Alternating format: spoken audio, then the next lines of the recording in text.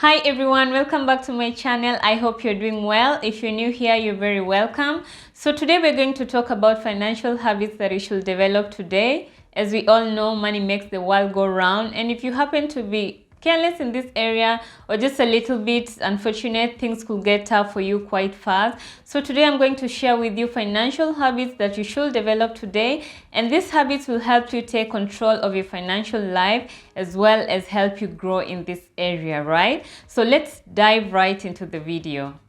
So the first thing that you need to do is to have a budget, and a budget basically helps you outline the most important things that you should be spending your money on. Aside from that, it will also help you to rule out potential things that you could waste your money on, so then it makes it easy for you to channel your money towards the right things.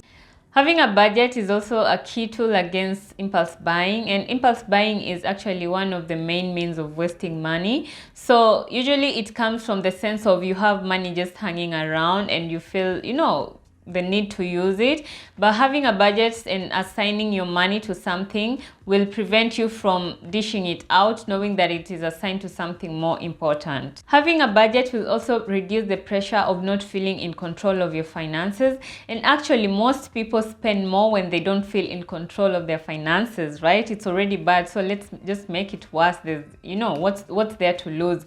And so it's important to have a budget because you'll feel more in control of your finances, you'll feel more organized, and you'll want to do things even better, right? So it's important for you to have a budget. Just work within what you have. You don't need like lots of money to make a budget. Anything that you're getting at any time that you're getting, make sure you budget for each and every single penny. So the second thing you need to do is to have an emergency fund, and an emergency fund is basically a pot of money that remains untouched unless in case of extreme emergency.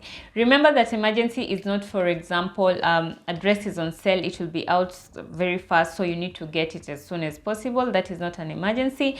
An emergency is not the girls are planning an impromptu trip, so you need to go as well. That is not an emergency. Those are things you could plan differently. An emergency could be something like, loss of income, or your dishwasher broke, or something like that. So these are not things that you planned for, but they've happened and you need to sort them out. So to avoid maybe taking loans or borrowing from friends and family and draining relationships, it's good to then have this fund so you can draw from that when things are tough.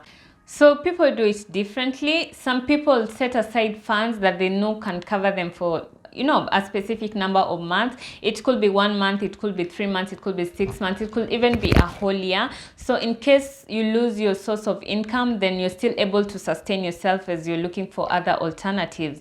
And some people simply just focus on smaller things that could happen. For example, someone gets sick, or as I said, the dishwasher breaks, and so on. So if you feel like setting funds aside to cover you for a year in case you lose your income is too much, you could begin with just something small, or the things that you usually catch you off guard. Those are the things you could put in your sort of cover in your emergency fund first, and then as time goes on and as you grow in your finances, then you could expand that to more. The third thing that you need to do is to regularly track your finances. The thing is, even with budgeting, we're still bound to get off track sometimes, and so it becomes important that you regularly check and track how you're spending your money and where your money is going. This will help you identify what needs to be eliminated completely, what needs to be cut down, what probably needs more input, or what needs to be introduced. So for example, if you find that you're using too much money eating out, you could cut down on that, or you could eliminate it completely and you channel those funds for something else. So for example, like savings.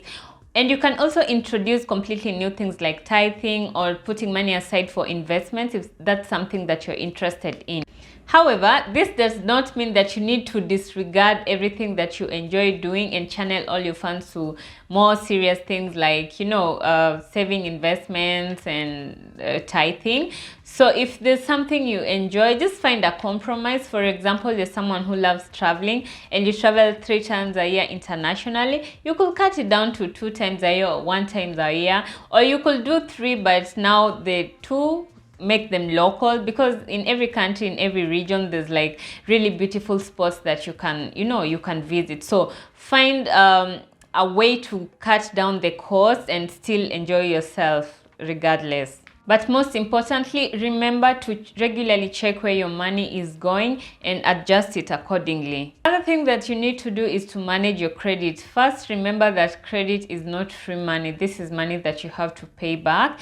And the thing is, I know in some countries, people need to build a good credit score for one reason or the other, and that is actually fine. So if you need to do that and you have access to credit, just make sure that you're not spending that money widely, and make sure that you're spending it within limits that you can comfortably pay. And if you're to take out a big loan or big credit, make sure that it's meant to balance out your finances in one way or the other, or it's meant to work for you, but not just to fulfill a luxurious wish. So for example, if you take a loan to buy a car, do you intend to, for example, make some returns, rent it out sometimes and make some money? Or will it be beneficial because you'll probably cut down on the money that you pay on your train tickets and the car is more efficient? So look at things like that and don't just buy a car to keep up with the Joneses, yeah? So after all is said and done, guys, remember to develop good financial habits and set smart financial goals. This will greatly help you reduce the overwhelming financial pressure that so many people are currently dealing with. It will also help you grow so much financially. So that's it for today's video, guys. If you enjoyed the video and learned something, give it a like and leave a comment in the comment section below. Also remember to subscribe and hit the notification bell. It is all free. Thank you for watching. Until next time, bye.